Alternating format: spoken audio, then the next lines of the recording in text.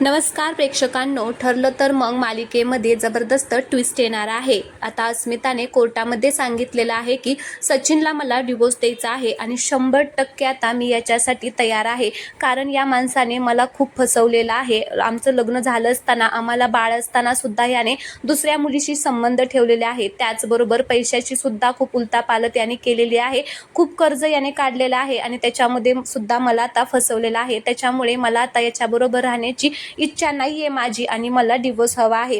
त्यावेळेस आता जज साहेब म्हणतात की तुम्हाला काय बोलायचं आहे, म्हणजे ते सचिनला विचारतात की तुम्हाला सुद्धा डिवोर्स हवा आहे का। त्यावेळेस आता सचिन नाटक करत म्हणत असतो की मी आता याच्यामध्ये काय बोलणार आहे, माझं माझ्या बायकोवरती खूप प्रेम आहे, पण हिलाच पाहिजे आहे डिवोर्स, तर मी काय करू, हिलाच दुसऱ्या मुलाशी लग्न करायचं आहे। आणि आता तो कोर्टामध्ये सांगतो की हिलाच चैतन्यशी लग्न करायचं आहे आणि आता तो काही जे फोटो आहेत, पुरावे आहेत, तो सुद्धा आता कोर्टाला देणार आहे खोटे खोटे।